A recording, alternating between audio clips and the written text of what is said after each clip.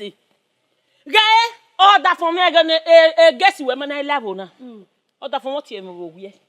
Oh, tell me about what me bell, I gonna react me like what. Ben, I hear one now. All that for me, say you me. Huh? Everything me, master. Yeah, if you guess you were, you ain't going to bomb one. Yeah, bomb one. Why are you ready? Only with a war. Oh, that's me no raw. That be in Yakwa. Okay. Oh, Z, Aqua. Oh, one man, Aqua. Oh, Talobe, Aqua. I will win over Quadema. Oh, give me one walking belly. Mama, crack. Wow. I got one man that for me. Oh, the other day, I forgot to come here. I will just start tomb.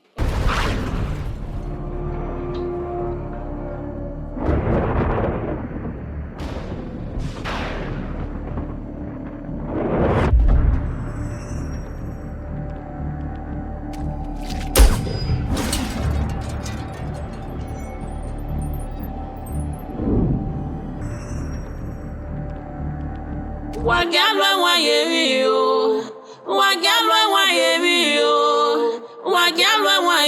yo. Awa de susu.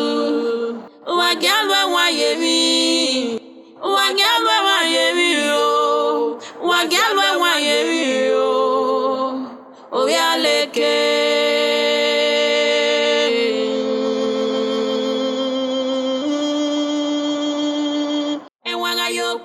So wow, wagalwa wayemi yo, wagalwa wayemi yo, hala de susu, wagalwa wayemi, wagalwa wayemi yo, wagalwa wayemi yo. Arene. Now, baby, what to ana? Wakia woba now. Emo dere ma. Waki geji. Amen. Give me with all of them no give on you. La ile baye. Ko ale ba ni kuna se baye. I wa se baye. La ogi. Ni ba ni me nwele na e mo kan ba di o. Okono ogi. Fi awo wa. Iyo ni ya nwa re yo. E mo gire ma. Ibi ake ku so vi ni wa dere. Awo gbe ma mu gba. Wa mu gba. Ge wo wa kan. Ko me le baye ni. Ya. Se me baye ya. E mo bi yere. Ona se baye. Ogi. E mo kan adio ya. E mo wele baye nana. We kian. Kian ni agide. Awo to wa we yen na pepo. Me wa lo take wa la wa fa na ro. La wo me no. La re. Ibe ki ko yan ya. Ate. Salobwa. Bena. Ije. Ni mu ye ni o wa begin. Bena. O ge fan ki ogo. De mo. O bi fi o. Ebe de wa ni bi ye. Be la mo ko be ya. Da re. Da. Ije.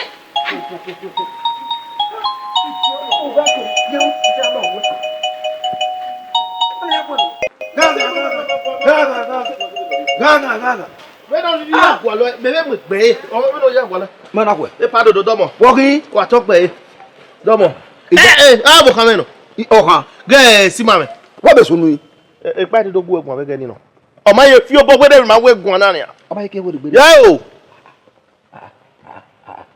Ain't that what I wear? We know where you have to make my worry to where you have a soul. We have to wear a muffin with it. Not your bass or by your panya. Then a bird a bag gualoni, idiot. Now, and Boka, Unda were Mona Naga or Hana, or Mera, or Meji, or Berakeri. What a pocket happened? Eh, what the addy? Remember go your home. Eh, you have been made where a hair ball away. But I come more fair. Gay, Mahayala. Or what about the guy? Oh, Paro, if what we be, if I done on Meno, and there what move. I will come a latte. If not, we go to Hoopa. Eh, Nena had a carry. Yahu man, who will lava. Back was so Yaka any ameni. Oh, but you saw yourself. Yeah, there were men with water. Who come on me? Matty, you give me a door yet.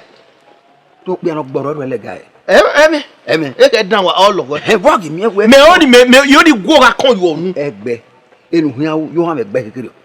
You give at him. Eddie give I. Time I will win or winning when you are here. I like you. It is all about the guy. Not here, so. wo won pa gboro le wọ́n pa ẹgbọ́rọ̀ lẹ́lẹ́ gà. imune ko e wa no wa no ha me agbe no fi ko wude e ko ye ke na rie iye kẹ́ra rí gun ye pa mo bi aba se wo ba ne ẹ̀rù bọ́ kàn án ṣé àyè àná ọ̀kan náà ní kọ́ ọ̀kan wọn náà ní ọmọ ẹgbẹ́ ọ̀pọ̀rọ̀ ayákẹ́kẹ́ ìyún ẹ̀ wá yín náà wọ́n ní ká náà ẹ̀rù bọ́ kàn án èrò kí á wú tàmá ẹgbẹ́ ìyó ni mi wà bọ́ yìí ní kúkú àìfà gbọ̀n abáyákẹ́ lọ ní oyún rẹ̀ ó gbá òkú àyà rọ ní ẹ̀rọ orí kan ẹ̀rọ dà bẹ́ẹ̀ ní nàìjíríà ìwà kí a sẹ̀rí rọ̀ ọ̀wọ́ kí mẹ́ ẹ̀dùn náà gbẹtọ̀ bíbí yẹ ọ̀nà pa gbèdé kábí yẹ ọ̀pọ̀rọ̀ yà gbẹ ọ̀pọ̀rọ̀ ọmú mẹ́bùdé àgbẹ̀ boy mi na ilu yẹ ibà. baba uwe sevenu tena ya ka wona ni ya so waba ya ka ma we akwe ma ya do akaro wa akwe akwe ma we agbare ze no do yunu e ka ke no bi wá dé. mete wategwe me no yo mu me ariwe na ehuri ma fo we kure we ni awa so waba i awa tie la de wa ipanya láwọ. ndo boyro baba wá dé. ń da wẹ ni wà bẹ yé náà ọ̀fọ̀ wúwẹ náà. ẹ bí kalaba o máa ń mọ̀ tẹ sọ́tù. me ho sim ọgbà wúgbẹ́ yẹn wà lọ́kẹ́ ọ̀dọ́ yìí náà. ọwọ́ fún yà mú gbọ́ ni yẹn pa èrè yà fẹ́ rọ̀kọ̀rọ̀ yà yà kìíyàn. wà mìíràn tàbí ẹ̀rọ pọ̀ gbọ́ ni rẹ̀. ndo boyro ẹ bí dama o. o ma ya so ya ka ma la bọ́lá mú mú ẹ lahọ́ dọ́ abẹ́rẹ́ àpò yẹn ká máa. ye wo si mame la on a ti na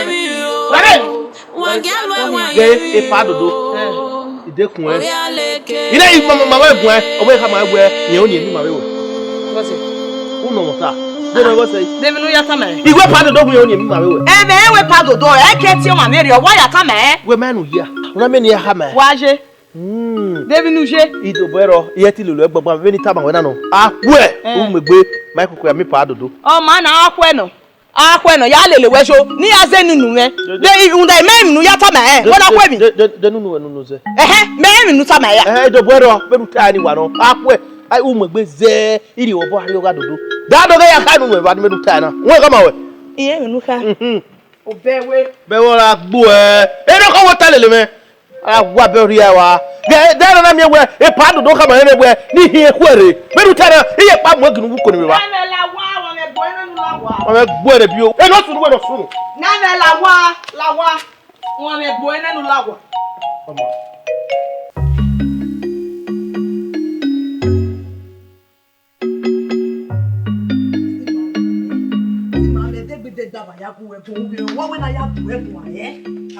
Bí agbèrè yìí wọ wẹ̀ náà ọdún tó àgbè náà ọdún tó mọ̀ ṣe gbé.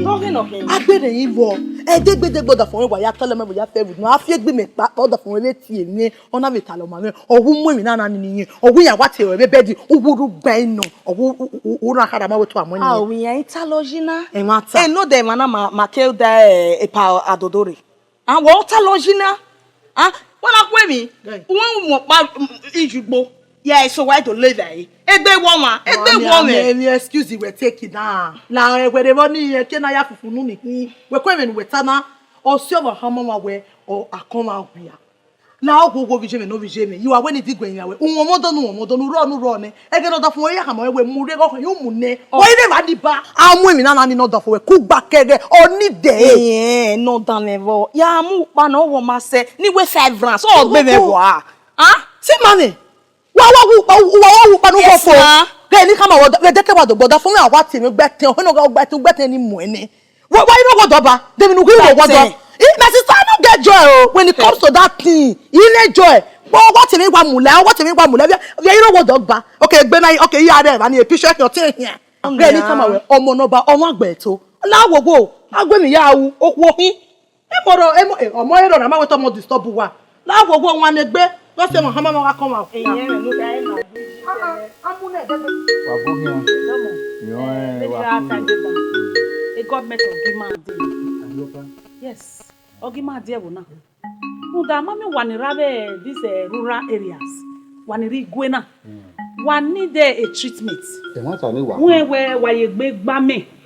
Why you go? Then any no working this ongoing sickness. No work for yana. So my government na give money when mado gba for free. Ari oba we se o. Ah? So o me me say ora igbegbe. E mai na ne wo kere. Na ya I support e. Nika wala ho wa gi ma mi no we gbegbe o ni magazi wo yi. Ari oba ji mare. Akabo. Wa bokia. Wa wesi. Wa koyo. So these are my nurses. Okay. Mo dia matron. Me dia matron me. Okay, matron mo vian mo head yan. Mo no why. Yes. Wa bokia. Wa do. Wa bokia o. Wa ya wa mo si. We say sa. Damosa. Wa bokia. Itemi amia nurse o pa we hiro no dey. No ye do de bayan. Ora yin ha me yawo ene. Wa we se o. Ari oba we si. Only read other assignments. Only ori win ari. Yes. So any moment from now or till do de by man. Wa we si. Wa bokia. Wa kuyo. Domo. Pa na when you know. Like me do wa mi apartment ri eni ma. Ma raje. De gbogbo owaro odoye o kayi lori ma na ti you chama wa ware wa yen ro wa yan wa iyare wa ni ma ni gwale o kana no do fi wa yan ma yen wo o kana sunobu.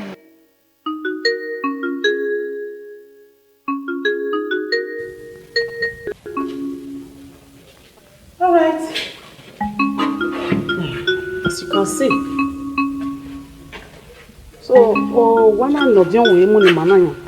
It's very good. I understand it. You see, the rooms are very okay. Then when you arrange everything, you know jail. No. Then in winana, it manage the extra work. No. Then you want when we everything. It is what I follow up. Because I don't need any extracurricular activity. I understand it, man. So when you win we everything, yes, ma'am. Then number 2, ima ona me we relax, we feel reluctant, we ro ima gwale video. Why ladian? These villagers, you need to help him. You understand? It's so run or wa no home, no ma setting ladian. Wa sevani, then you know how to treat and prescribe. We understand it, man. Wallah, eri ono waji.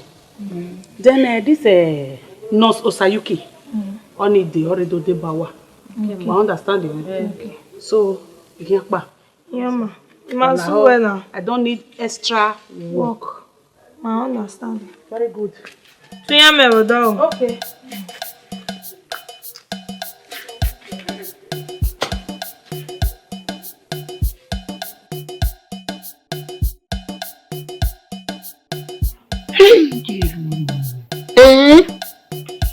Agbangbo na je.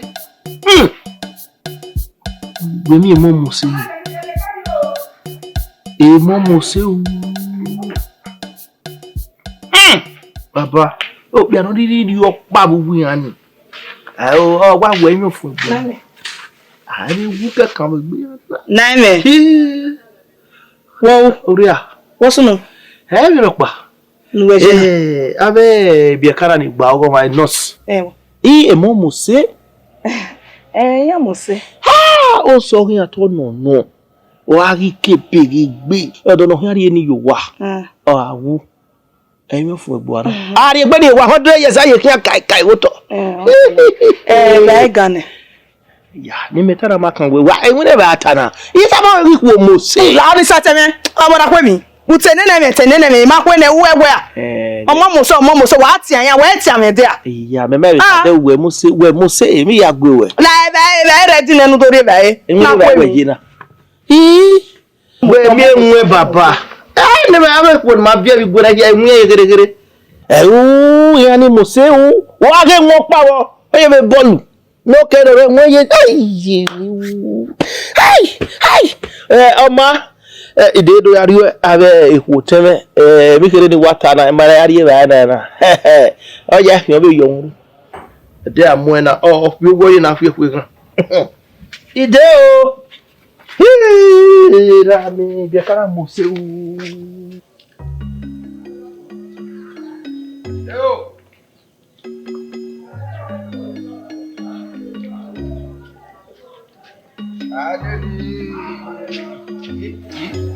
Ere ni wa dia. Ere ko wa popo ide. Ade ni o wa bi konkon. Ewu. Wekede. Mo ka ro gbe. Wekede. E ti e wa yo. Me wa de bo o wa ko. We bi biaka. We wa ya ye gboma ya ro hun wo to. Oteme. We ti be so na ni biaka we ro no na. Ah wa. Mi ame kere ni me kwa ko we de dio. No si na ge ma. Abi doctor we no si ni. Wo no ari ohun. Nya wo magbegbe. Nya wo magbe ni wa agwa lo ya kwa. Adodo. Doctor wo no we ari ohun. Nya wo magbegbe oteme. Wa mi na. Awo obi me kere ni wa ko mu de dio. Iwa do de ni ya fe no wa bun ni wa mi ya se be ya. Abi no si no ware na ro ba gire. Awo nya magbo bi me. Nya magbe. Ge. Ye wa ro boka me. Abi ke bina ya fe na mo bo nya masachi me. Ma be no fo anwaro ni. Wa mi enwo o ekoko. O to ba gun ekun. Ye mi ame yawo, e mi ame ma. O temi ku mi ni we ge e. E we kun mi ame no a. O kun mi. Ye mi ame yawo. Be na je na. O ri ro e. Ore mi ame. O temi. Imi ba ta we gbe mara me. So kuma bi na ya ro bo ya kan me we ya fe mi ame ri. Ni ni ari ra yo. You understand? Mami no for ru we ni. Awo, you be big man wa no. Wa mi won aba ru bo kan. Wa mu dia. Mama, o wa mo ye yeke. Mi go ye mi wa gbogbo ye na. Bo na kun. E mi ya pa o ge. Enwe wa no. Iya yo bo ro me gbe ya fe. Iya magbe. Ibe te le run di ba ye kun mi wa ko se. Kun mi ekun igi me ka ko mi ne. Ze gbogbo ka ko mi ne. We wa kun mi. Mi aso wa bana. Ya ka mo kan ikun mi. O mi kira mo we hospital. E yo kan no. Mi bia na we kan we den we egbe mara won. Abi me wa so mi ani be na ni a. Usun ma se. O wa so ma se. Give me wa ri wa ni wa ya so akon mi. Ki awon mi abi. Anybody we wa me ta magi kun. Egbe mara o. Egbe mara o. Egbe mara. Uma we ya le mana. E mane wa la kakabo. Mi ke na fi mi mo papa le mana. E wa ya la e wori. So kuma mi no kan aye. Wa mi yen na wa de. We wa una no kun mi. Mo me kun mi na. Me kun mi. E but we una no kun mi. We na we ya de. Ya de. No one is treating you. Where you treating her? Nurse chance. Abi nurse. Pardon. Yo wakuyo. What's going on? Egbe mara teme yi. Be ma de ra to. Do de agbe ma de. Wa gun e check e. Can you sit down? Aka mbori abi. We test e yan na. O ma tin ne e oni ya wa no problem e mo me ko eye. E ko e wa to a. E ko. Oyo. E ko. How are you feeling? Be my ran. Honestly, Larry. Epa. Ebi no sunu.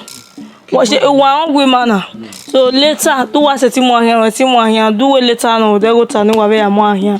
What mean no solution we no ba oge. Any my patient in my rule. Now nurse. O wan mi patient we rio. Ogo ari yo. We wa gwa nya yo. We ba do mo is up Larry. Oh, la ge gbo ri me. Gbe ma ge mma mo. Gbe ma ge gbo ri me o. Na we do boy example. De me we do boy example. We do boy example. La mo pa ba mo. Daddy not pa. Larry na ge gbo. Egbe mara won. What egbe mara? Ge gbo ri me. Egbe mara we. Una ya ko no. La sa ga to ni. Wo egbe mara, egbe ra me. You just been aware. Egbe ra me ni a. La we wa jia. Viaje. Don't be o ya kan bara. Boya do kire. O wunu wa boya de ken na tutu. Yen if you do dan you egbe ni wine. But Lilian. Ni de le. Me do wa Wele bien. Ni wala fe ko ye kere. Gun di ba wa pe su abo. Me suru abo ni ha. Boya mo bom de. Venu boy wa ye kwere ba me wa ma je boy ye kwere ba. Pe mu ya wa je. Onu abo we ti wa ru bo mu enwe. Wa to akakaka. To akakaka. Ya you try. Boya kan me ri wa dia ko we. We wo kere o. Jara mi do na ko di wo kere. No wa. We try. Wa ko yo so le ya kan. Fe ko ye kere wo. Sepa. O me ni wa ka me we na wa no. O me no ma sin ti pe. Una we di ti egu e. Be na gba gari akejeje. O ma fi gweri e. Wa ho ki filo he kwa ware.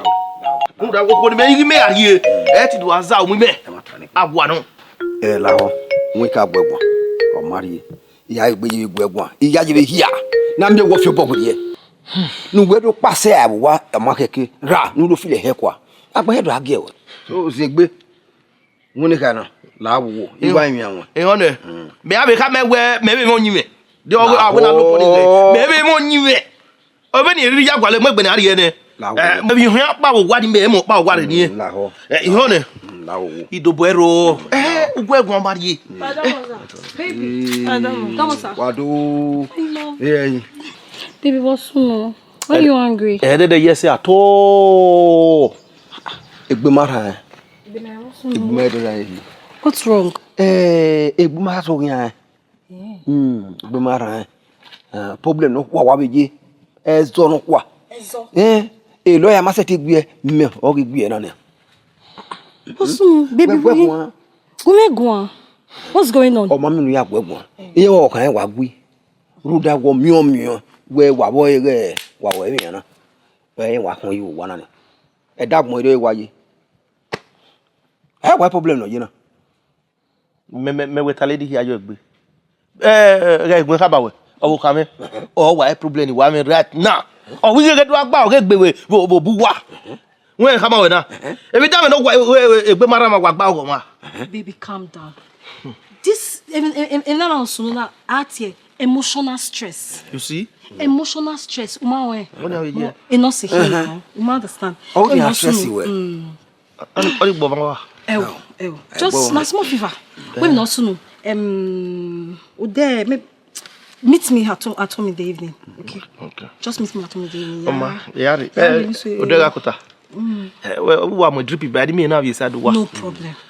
Where am we ge gbona so we be dedi mi mi moto pa na me speta ya I moto o we no me ona ya mo pa ba no ga isen wa friend okpa kan wo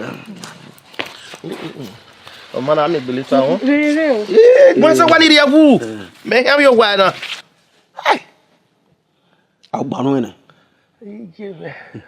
egbe mi ya wa ipere mo ma pere me no wa fi wa la nwuna na wa si me aya one chance wa fu e wo sun no ri ba ni egbe won no ta ba na ogwe emi ame no ga me kun mi no me wa bi la kede ni mi ame o emotional stress ogwo gbo wan wa ni me du ya wu yo bi o kan ya so be ya ka ma wu kan me nu dan we ge mi awe no bi do ye ezo ya se o me gbo iri ore doctor awe nurse ya treatment de gbe e ba wa ye ya ri pon pa ni yo wa ro wa no kan ya gbo me we ri ba wa ri you wa kwa egbe akin ade because you need receive my money dem na kiss do because emotional love we wa worry me emotional love wa get even worry me ye ise baba ye ka mu ko wa wa re yo wa do mo yo ke mu do anya yo Imana kwe. We metiena. Wari. Wari. What talo le me ba We are here now. we talo le me para Wari no we. Oda fun yo hin wari. iri oge ave nurse gba oge gbe ni iri oge ave nurse Ona mo ye gbe. because me dey here treatment for be na mana for be na ibi na be a change ba ku De no we ke die no sire.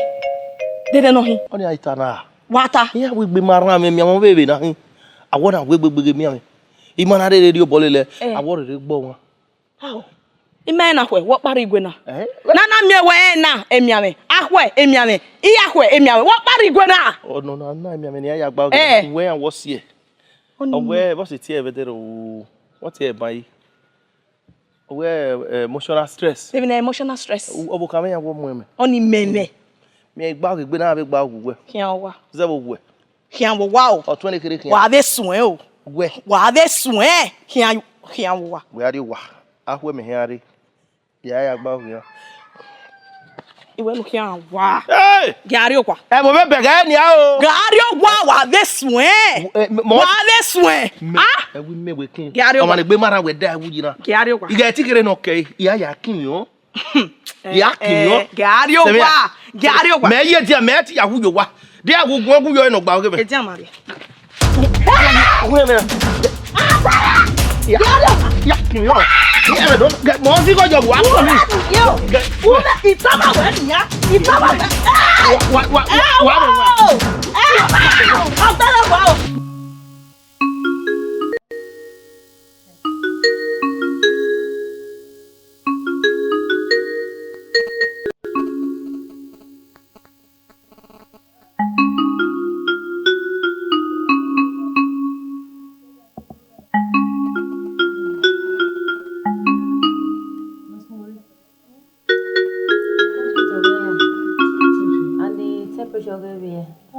Soon, when your wife can see, take a pants down.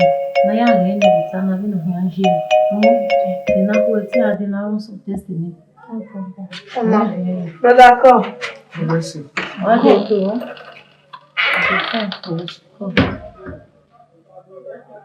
What were you then, Nisha?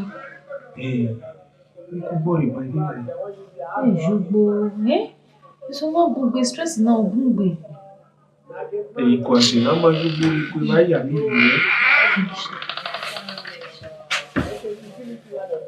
Yeah.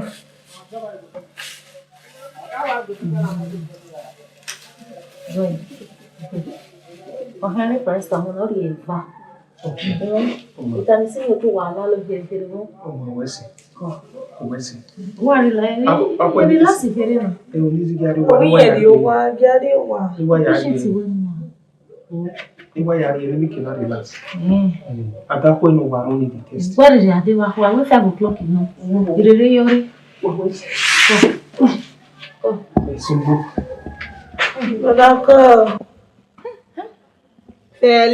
Felicia. O bojo bo mama egbe wa vie mi no ro egbe fo. We kan we na vie patient we no. What you tell? Me go sono we Felicia. Oma, how's my vagin? Igwe na mi ana odo. Igwe na we ana odo. Saba me gwa mi down. Uke dodo on odo igwe. Ewe mu we. Sa na egegbere no mi ke na. No me ke na degbere. Saba la o. Me ti on odo igwe na. Ye iwe emi ne metro gi ma le ma do ye iwe fo ne izodo kwa. Ya on odo igwe. Agbaduma. Awade susu. Wagalwe wayemi. Wagalwe wayemi o. Wagalwe wayemi o. Oyaleke. Wo wani. Na gbe na je me. Okin ahun mi. E to ehun mi. Yin mi awon na wa se wa de na. E ma ta. Gbogbo ya fe wa se ko o wa gwo. But e ko ma le we bi e na so ma mi ni. Baba no ta wa so na.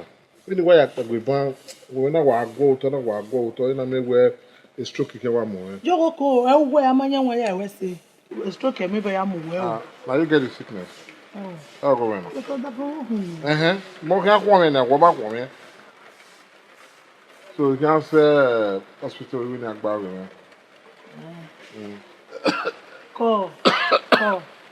Onwe wa be de ba ni mi ami. Wa ti o boja. Na we o wa kan we de ba.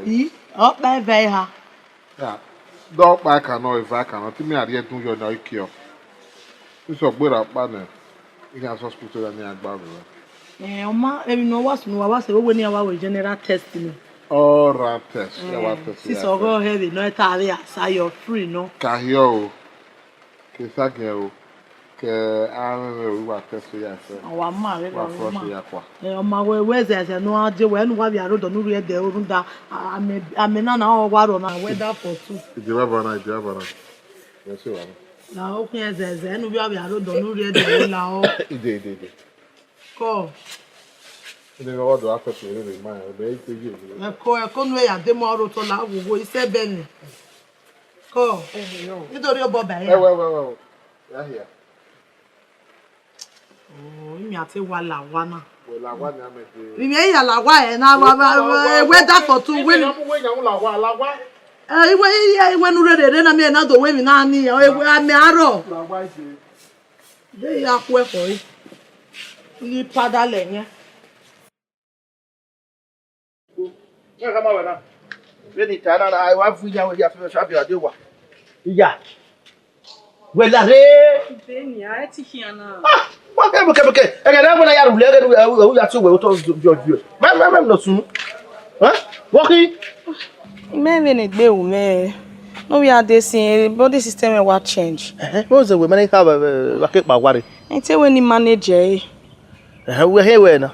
Yeah, but I nurse. Near making a check it, baby. Oh, what will marry you? When you turn, I'm you were me. Oh, go no. Oh, mamma. They are when my Wessiva. Oh, Taladia. Oh, that we're going to get a bon fialas. I bow a big. The better boy boom. What do you manage here? Oh, yo. I'm one lad there again. I did that. I don't always so after who if I could put it is high up.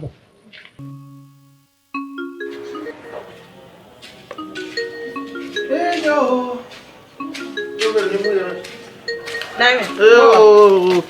Oh, okay, yeah. Hiama, Name, walk woman. If you have when wario diagnosis, you are treated well. Yeah, oh, I am a bezel. Me, I am bezel. If you have quay, I was soon. If you know, Pamasun, what is so queer? Die me a dick when so when you get your dog. Me roba. Ima on wario, walk woman, Tamame, he had then in honor. There we are fair years or so my no smooth or my way. He went me up Pamasunu. Oh, ma. Okay, then I will give you a check on my Benny near check cup. Or I will say, you want Name, if you rock by where, who want me? Wah, want me, go man, he had then anything go. Oh, we are no hula. Tamam, what's no matter. Masunu, it will go lever. Yeah, Rick, I am a real yellow your boy. A day I move, I come on about soup bonnet. Yeah, yeah. Nurse, Wessie. We are bound giving. They go away, say, come here, wouldn't you? Come here, gear. They want to remember for me. But when it comes to you, I'm just doing my job. Don't think too much, okay? Okay. I'm doing my job. Yeah. Why worry? Any ama. Oh, money. When I said, me, you have money. If not, okay. I need him a bubble. He may always stay what back. Mekosigo Kokune. Okay, marry me. No, someone. What's about giving? It was for him, who for he? Oh, one may walk my bum. It's there away. Oh, Sabo was a good. You want away? You can't so boss when it didn't. Get. Oh, I'm gonna get devil. No, about him. Not one leg here. What? You want leg here now? No, where no sick butter, you will look here. No, what's your cook? Oh, why we ask your cook? Nane, what's your quarry about me? Nane, what's your cook? Imarowa, Umame no see. Wow, night. Hey, boy, why that's swear? Gay. Well, and no one leg here.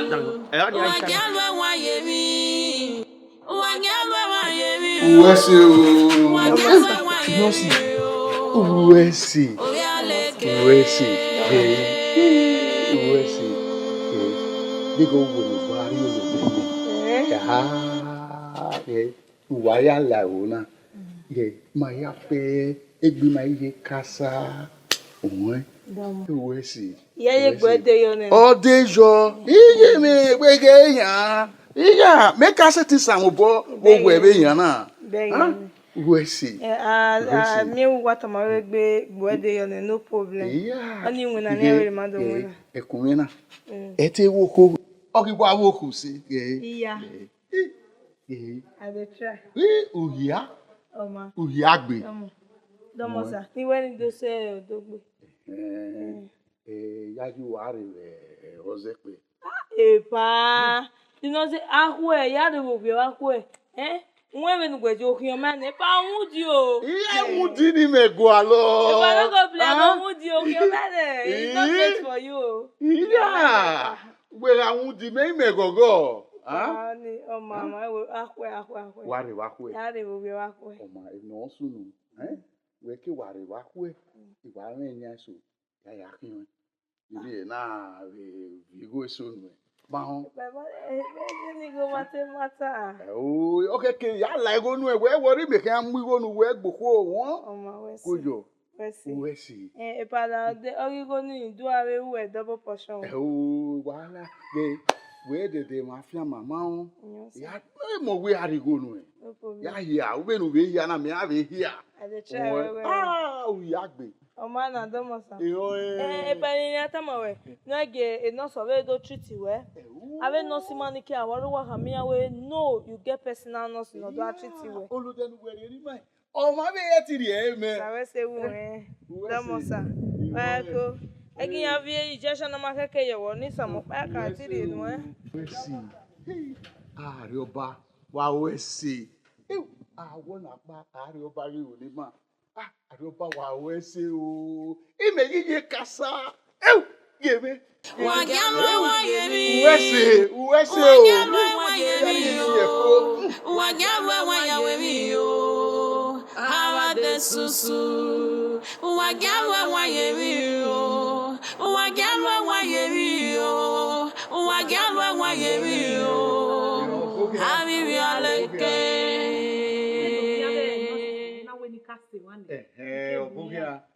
Obukia.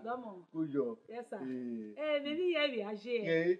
Èmi ya fe wa ma. Ki ma keri o kono re wo na. Ogogo magije. Nu wa gba yare. O re ijobo keri nwina. Na re oba wu ni ma opologbe. Very good. No na ju wara de. Yes. Ge ime yan ge. Igime iye kasa. Wow. Bege. Wait, by time away. In a way, under 3 months. In a way, it changes. Different of your Arabic boy. It's time away. So, Sawesi. Laho. Okpanu. Iga imi awe. Nugwi maka marioba. Ege ni hari enugwa. Ni hari ebai. Maho. Lulaho. Efa we inwinana. Tima. We arioba gimara diema. Wanta no. So, ni kia ya ri form opanu. U feel e form ni no ya be no ya feel we be ni ma ya treat wa. Then I look at ya aru we gbe we igbon yi form ni me iri egia. Ni ame na ya ewe inwina no ma, una no gba no ma do we wona. We igbon ye be no na sign They made a be in office. Government guy ni oni eyin aya extended we say adege bebe yo waro wa mure ya wa mo bojo egege ma ho la ho e in office wa no here you here determine that will be see go ma go da o o ya ga sie ari oba ga sie we say wa we say so here me ave no see o ma we say o wa ki apa u va o ya gbogede nu enu mu ari edo we say o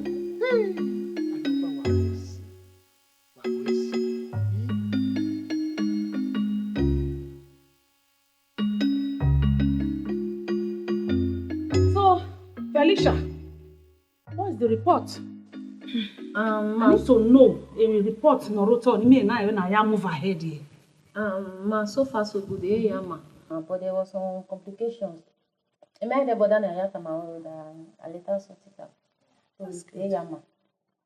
That's good. Okay. What was say? Even me the ban our dion we e ka say. Now we come your dion we e wo na ne ke a ejema. So he was very happy. And yes. Where you guys did very perfectly well. where egbe ra ene where be yan pa iwe wo na ibun that egbe wa na I was very happy. Yes, that's good. Yes. You just tried. Because the man, the way why I sound was somewhere. I want to come and where why he gave it time me very where the man has extended the time my hair spent with Mana. Yes. Felicia, you had given a testimonial report form. You understand? Yes, ma'am. Okay. No feel I signed the form. Maybe at the office. So it depends on the government. The other year extended the time of the form on your time. A form in the way not again. Yes. Me to be many more again. More personal no so more treated, more bowle, so more understand and they was even treatment in a way to get in now. So opportunity one in the form you get the treatment in Okay, if you insist, you when we get all right. Where is Osayuki? You are treated patients. Oh, that's good. You guys are doing very, very well. Let's see. All right. Don't tell me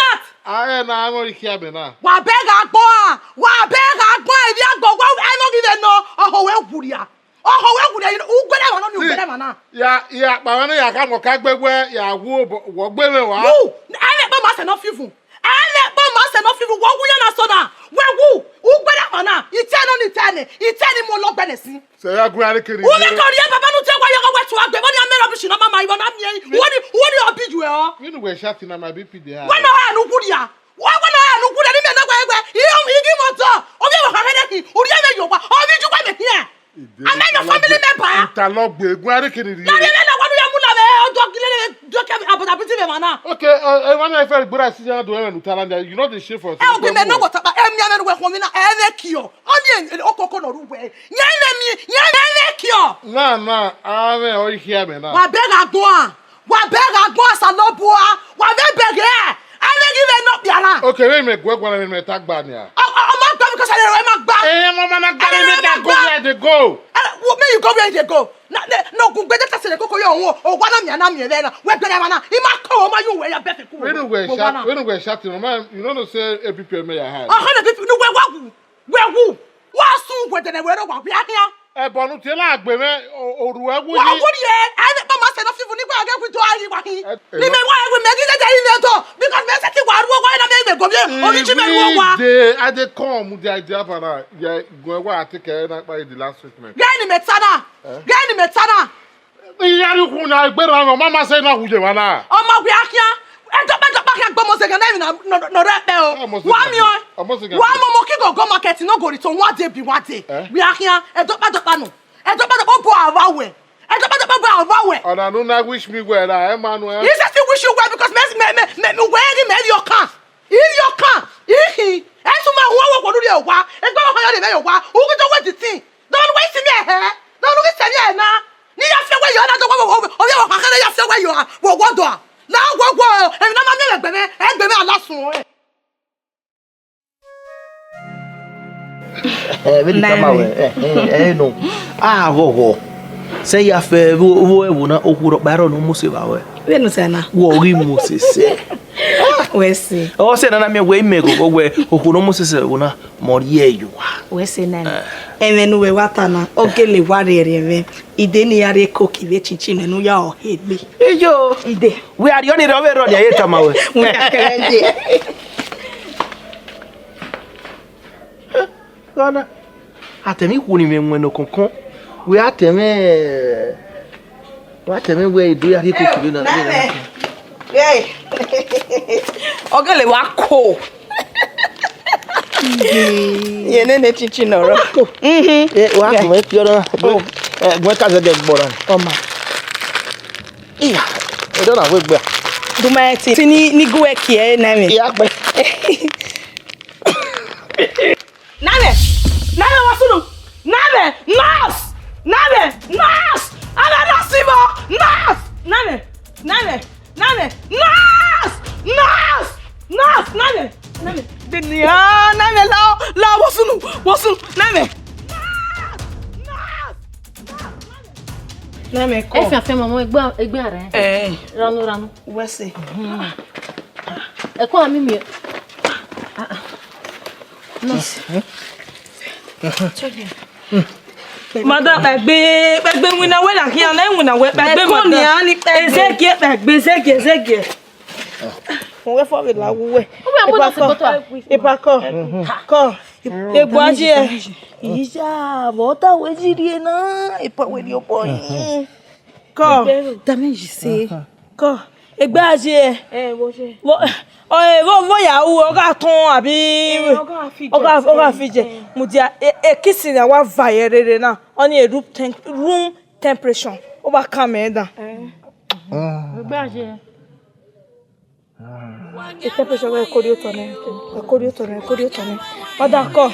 Ipako. Ko. Nani? Bota. Wenua. Egbe Nokhua. Egbe ipako. Woje. Wowe. Ashuodon. No sa ashuodon. Madam ya mama gi ma wo wa. Madam.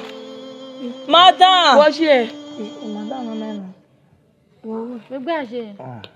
Eko kamina. Epa moye dia. Oje, omania. Wait, ota. Okay. Nokhua. Epadi oboyin wo dode. Egbe aje. Weri eyun we. Egbe aje. Egbe ye ton waye ton. Naime. Oye wa mo ari e chemistry ma wo de ma mo ari. Oni de ma egbe mere. Egbe mere ye. Egbe de na. Me wa mo waye wa na me na. O wa nyom me. Ere me agbe kisi yon ba. Unu mete mwere. Benu tana. Naime. Matan. Ya paso e ma wo Nokhua. Behave yourself. Go.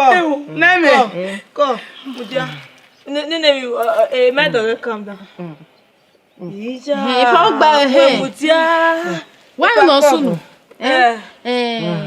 We no jena da fun. O say you popa no keke no dis adi ma do ni. Aaron so test na ke we ni system we je. Ti ron na mi mana. Oui, si ton na mi kolo apartment, kolo cancer, different symptoms so we na you can't determine it like this. So keke ni mama ari adi ma do. U le ve muge. La madam. So we have to go again la. La madam wa he mo be ni de e mo be run pare bru. Be we ne colleague meta ba. We ni ware ma we ni wa mo ye nwe na. Igwa down yo we ne ekwa anya ye fo wa uluke. Oni de ma wa he lewe u le ba run ise be na run sa seti e. Ayin ga seti e. U le re. Madam asamegima. Egige. Mama Zele wa me. No call ya name. Room temperature. Fast temperature. Zege.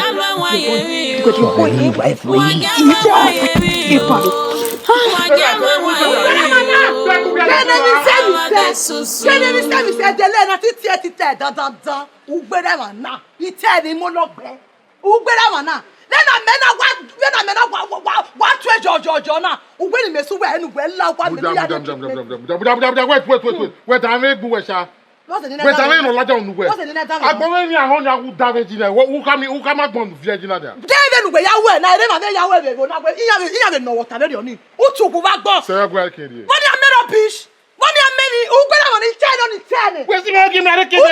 Papa, era be me ba gbo an. U gba de me yo kwa. O be na me na gba abe gba tu ejijiji na. U gbe tu ki alu gba me na pa. Me ni me na go we to be mo pa. De we na ni mo pa fe. Nu tu ku ba gbo. Ni tu we gbe we a. Ni su we a. De we na ni mo pa se. Ze wo ko do de yo kwa. De we ni mo pa se. But where live I want na. Oh, who ya want to? What you mean if I no mama? If I no kapwa ne? Who is suffocating me now? Oh, suffocate you. Live our press now. Eso no my E brother. no si ka ma we gbe ni e gbe ro pade kan live na we di meji na. Oh, can live we han wa. Amen, amen, jojo. Or when you get missing any pa, what to? Amerona. Oh, of on you. La what do you go to Agbe? I say go la wana. Kion. We si me ki me la wa. Kion. Kion. O ko se la wa, se me go la wa. Ado ya me ki akoko no me na gbe bitun. Ani te wa na gbe be wo me na gbu e. O ya se me go la wa. La wa nu ya mu la me. Won ya me mi no weather for two. La kion go to Agbe. La wa. Ona me no face no mama yi. La wa. Jesus! Brother, come on, Nene! Hey! Ijo! Nene! Ijo! Mata wawe. Bosu nu. Wawe, madam. Agata mo mo ya da check. Well, me check. BP we ko mo le. Gwanu, BP gwanu. La ri eso to tonu ge. Gede ko ye u gekeke. But madam, when you are. Yo boy, what? Madam, what you na wo. When you. Se mwera e. Se mwera e. No, ma. E be kara je school e. Yo je school e. E mwen o me no hu e. Madam, e ko gboro when you da for there. Ne bo wa when you e. Agwa. E muna we wo ya. Uwo ya. Nos la. Ebi ya fero lubata. Waka yin le kedegi. Ge be nwine nwa aje na ara okwa. Da ka boge e. Dudu aje pogun e. Igoro na ya de peti o. La ni se. Iuna wanwa. Ebe wa ma okuna. We mo bege be. Where the doctor Timona want to boy we gba o. Do mo na we na see e.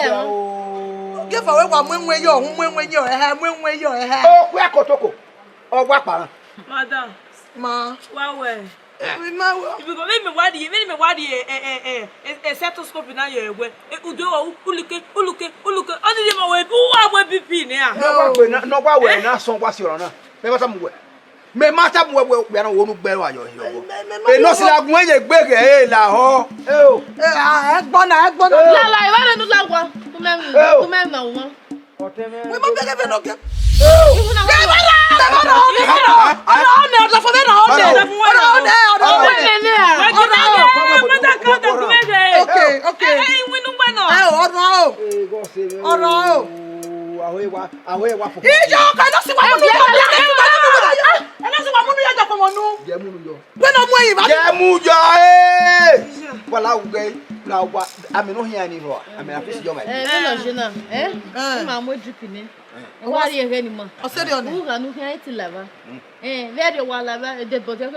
God forbid bad things. What you heard man winning man. Mommy go and go and all that with Bena. Okay, can manger. Okay. Okay. This spiritual on the major we made any What are you walking? Always spiritual walking no. What that's go but no see no na egbe and no see that like ware unyogbe. Why you was no dem no why you was to allow one. No see what's that. We get go we.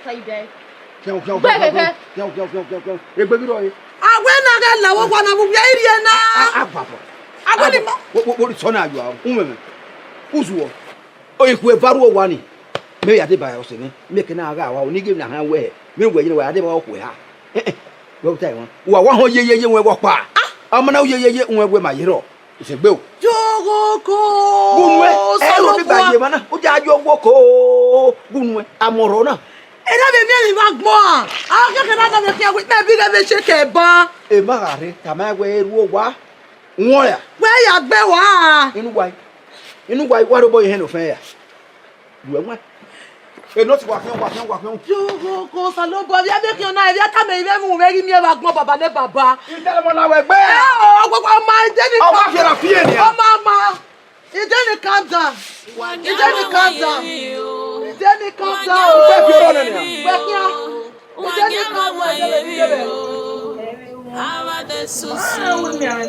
Wagyawa wayemi. Wagyawa wayemi o. Begine luaje. Okay. Afuwa. Nurse. Wabuhi. Wakede. Why ma keke ma tita wande.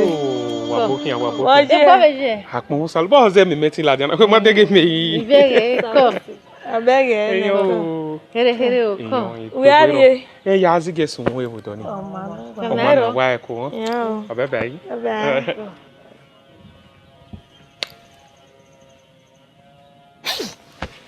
Efu wana muse. Felicia. Nenu miege igwe ni rene rodo ibe do mi odowo. Gekwe bi amugwe. But come to think of it, I men irregular. They don't dress, but Ekwe mu waiva. Ekwe de mu waiva. When the metro come mama ke adievo na. Ni me ko gbogi ma yegbe. Habi pia ni devo na ni Maria wi ma yiwo. Well, Oli. Eriono. Oli. Mrs. Noise. When Noise no you made. Then Nina when no say When say Peter. Wow. Even on wa when dey be. Yeah, omo dobe to e gwe na. Ya omo dobe po ma kan we. Ah. Gbere yin wa o. Anyone wa domo. Wa talk Akie mo na megbe. Na da we na ye na gi ma. Awutu me aso ko bo no nya egweso e. O wo ki me wo wa. Egbeni na wa no. That way, I will not see you on a bit. He had treated me. I never said I've been about. And then he come what do what and wow you are going to what body. Do dosi na yena. Do dosi na yena. But how? I walk you down. I walk you pele na mama. Yeah. I dey go walk you pele na mama. Pele no si where ya ye nwe yare roma. What take am? Ima o come wa live peacefully. They sweet me, I sweet you. Enjoy yourself. When I enjoy yourself. Enjoy yourself. No more see. Yes. Oh, dead down, okay, man. Bad character, okay, man. Yeah, who do how I did you? Yeah, did you? What did you? What will you do? You? Only say. I don't know. On I do ya agui. On I ata what see on see. Osunu no sunu ne. O de na ga ila wo keke ma ta be ge na. Ke we do amu yo hu we yan see. Yen we yin. We na do gele ge. O de dan ge ma so ma be o be yin ma. O de dan ge. Yin ma. O de ma. The bad habit. Only say. But hey you na. Only no you keke ma wa ata na. what do they say? Now I say I think another thing for you. Don't be on do so. E pe say wala na nko. The patient. You know yellow here. Leave me alone. Are. Oh, hate wala lu ya kiwa. Go me no sunu de. Bi meke kide. Mi wa abi ku ya fe finye ya fe wa tu ko. Ina ko le.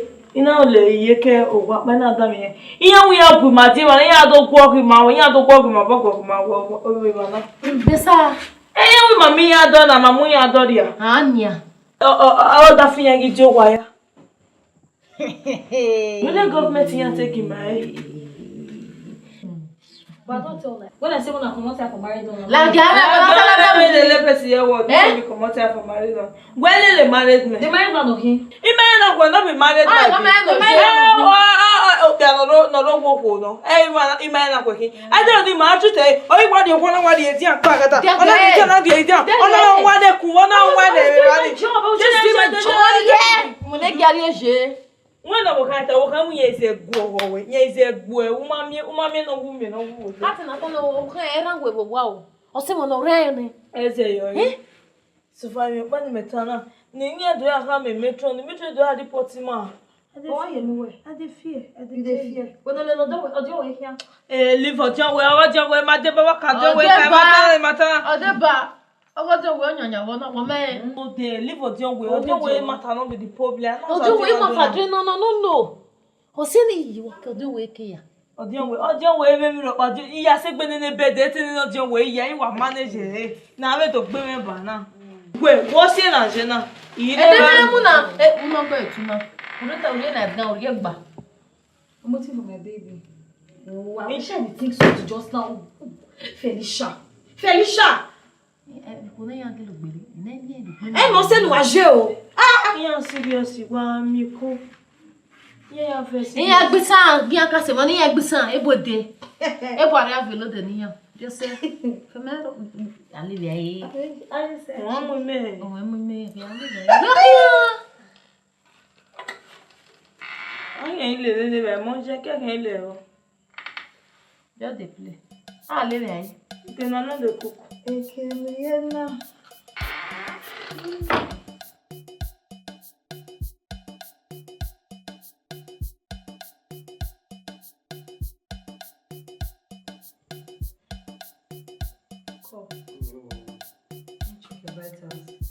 Have you been taking your drugs?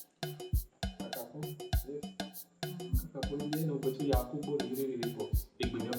you still go to farm?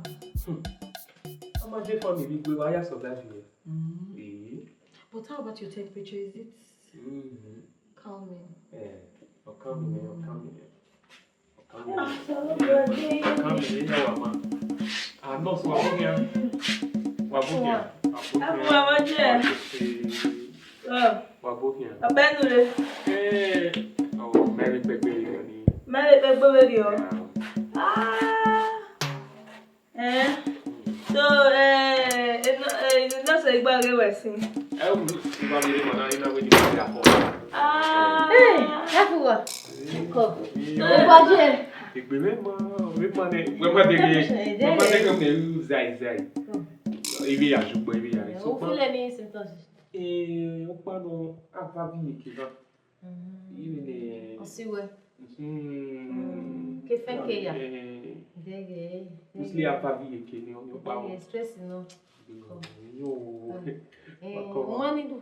Massage.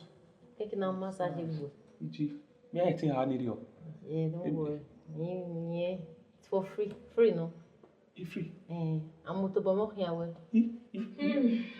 That's what they do for you. Hey, what's up?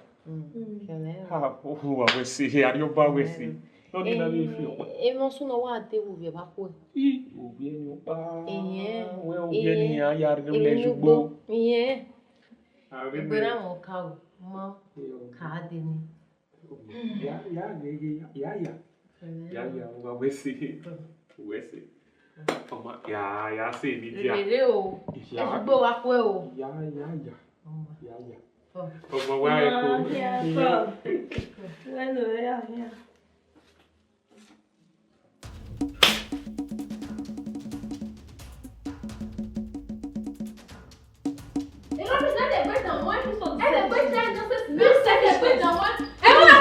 Don't talk to me about it.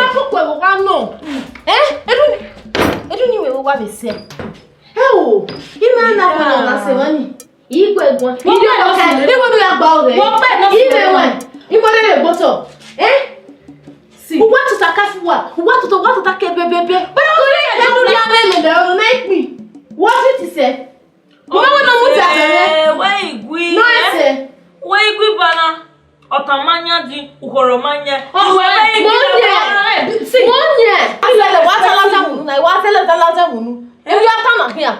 When you go only say, I must say, what Binaji, eh? 1 or 2 more kill us. I said, oh, dear way, no God. Oh, dear way, no God. Beg it. Come a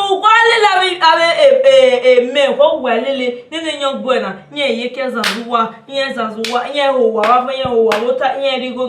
Mobile Pado do. When you go down here, or dear, or the way I'm saying after to marry. Otonori Okowa. Giave. Iri no ma we be go ma to glele me gbina na gwa fa na gbina ye ne no. Ne ko na mu we, o ti we, who do kakanu ya le di won. E do pa do pa ipon do abula sa do ya filu. O do la sa pe. Me bi o na se ba ba lo de yo gbe sa ke la ja mo me bi no. Me ya le di won. Me mama so. Mama mi we no ro.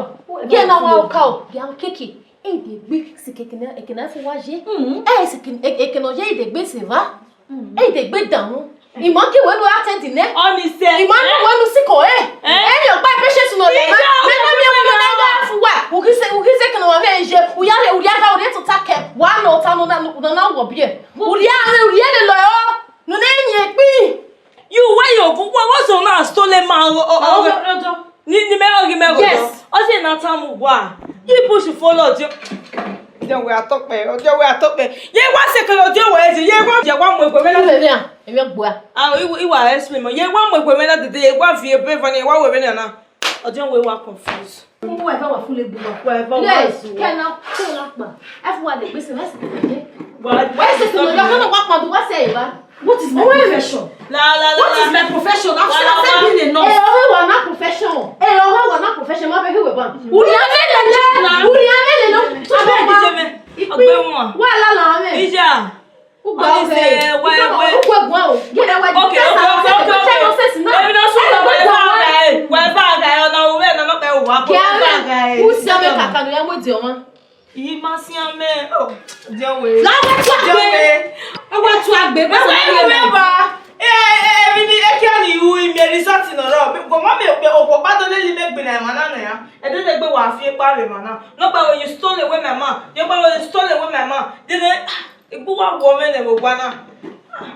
Felicia la mo mi yẹn náà ò náà lè. Wọ́n ní ọkà ọ̀wọ́ ẹ̀ bá ní ìwà ọkà ọ̀wọ́. Okay, then you see man who see. Egbe wa wo me. Ave teme na amo logbene sin. E ke na ya so be ogori ye ke na ya kina. Wala wo wo. Iga we ni se wo wa no. Dem no, nyere mi ni ye, o mere mi ni me. Wa agwire ne ni ana hia. La hia wa ki apa. Na so ke na se se. Na we.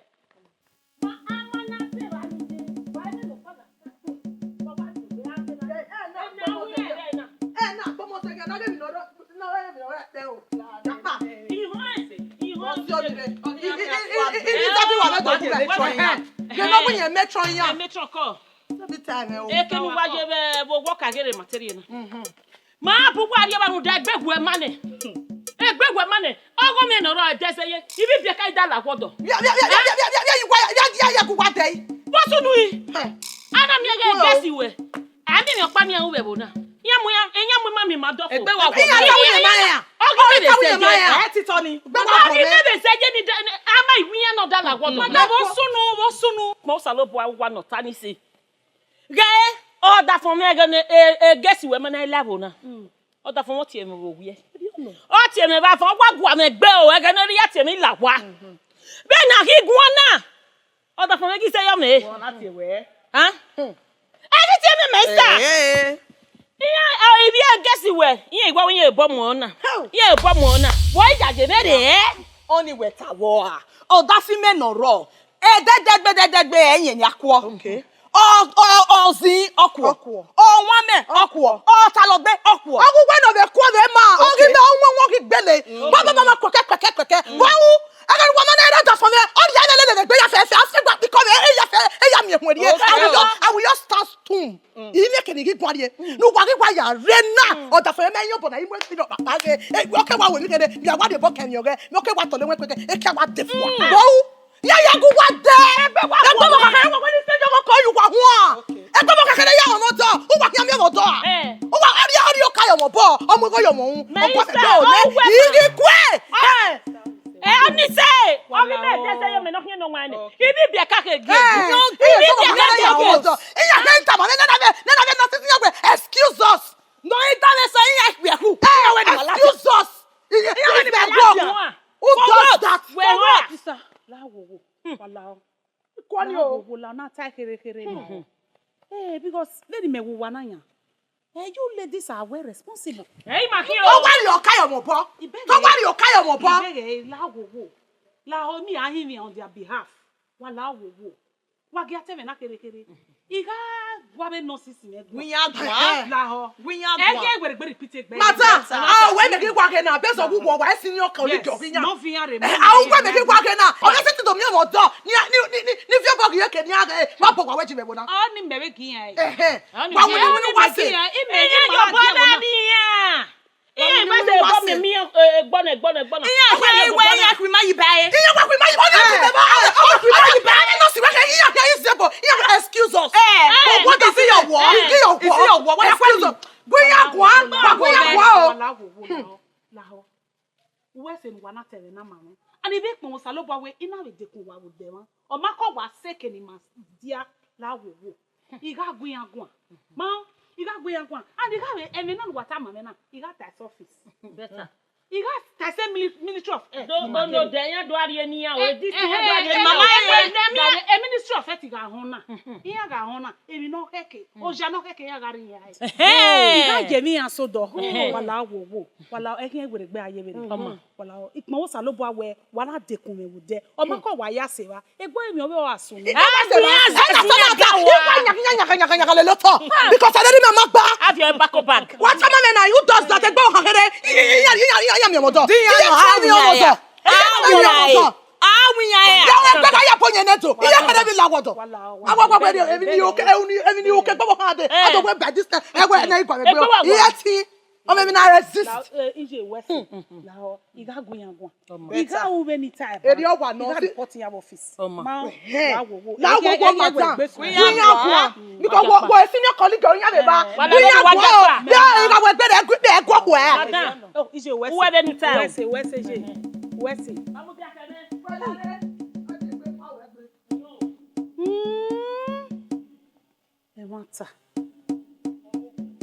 No problem. I know what to do. Go. Egbe na. Avec bon ça. Et où maintenant on doit take it. C'est bien non, c'est que non yari. Me a jogo di owe go. Mommy. Yes,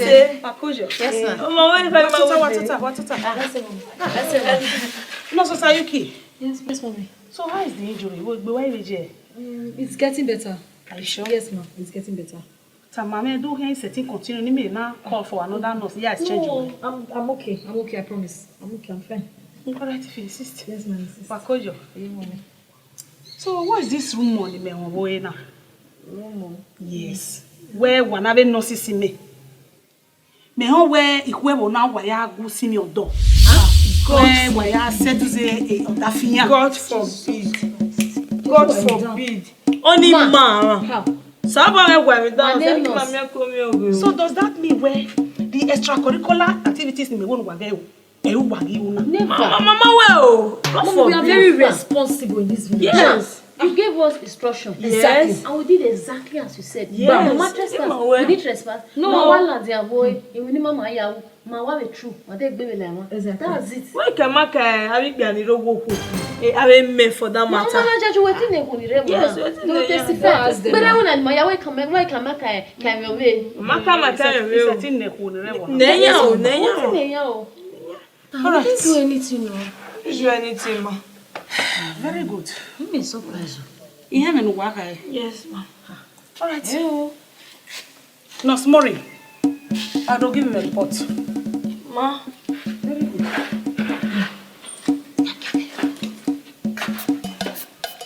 The report for me. Which report?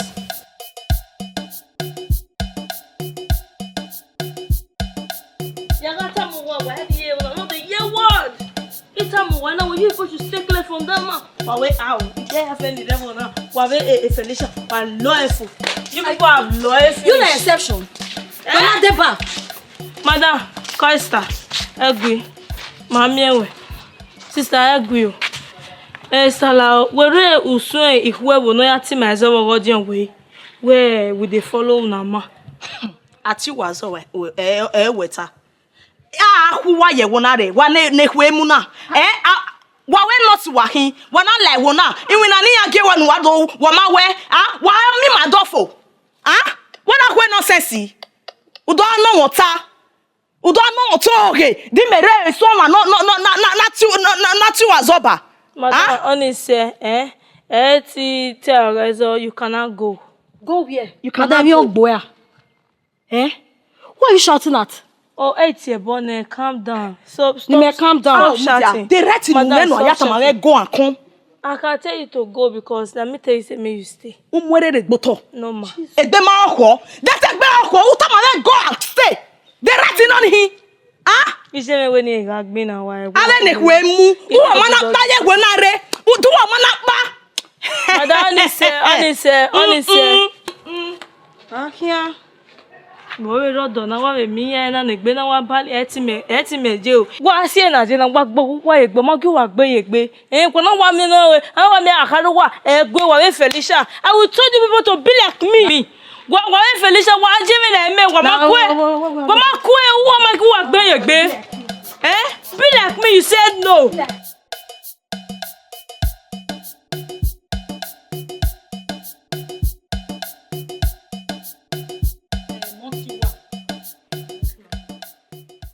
Nurse Felicia and Nurse Mori.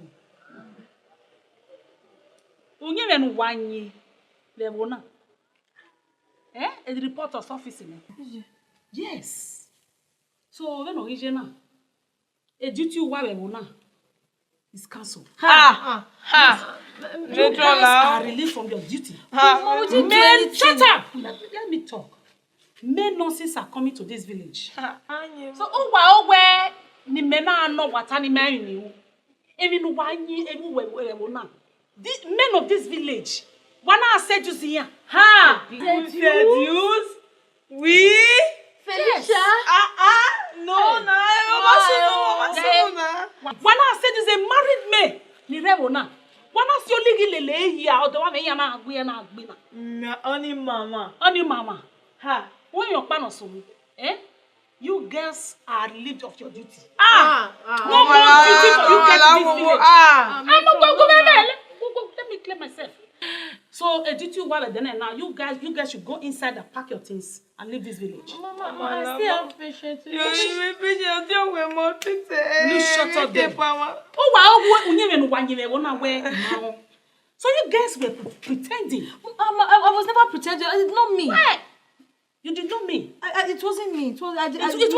It wasn't any of us. It was the three of you. Come on, keep quiet, my friend. Keep quiet. I just kept you guys quiet because I want to know the details. So information is in the don't see mobile. I pass it direct to the office. So why now one? Why have your properties so one? You guys are going direct to the Ministry of Health to face your query. Why are facing the penalty? You understand?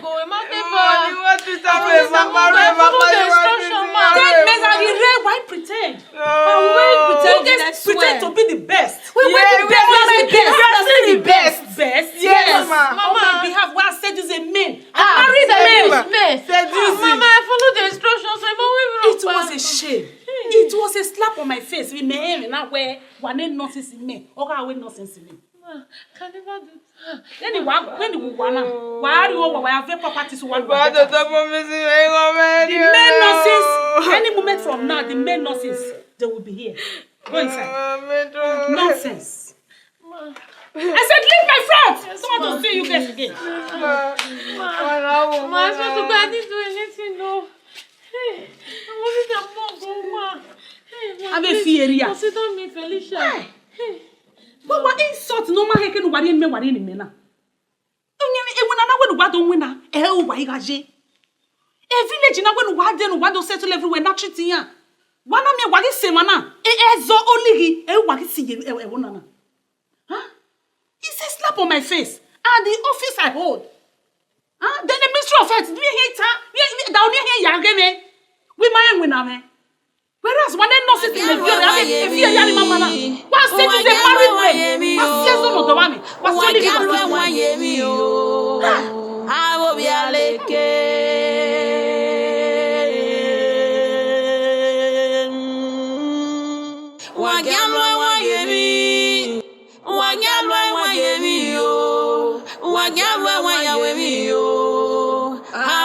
Susu wagyawa wayemiyo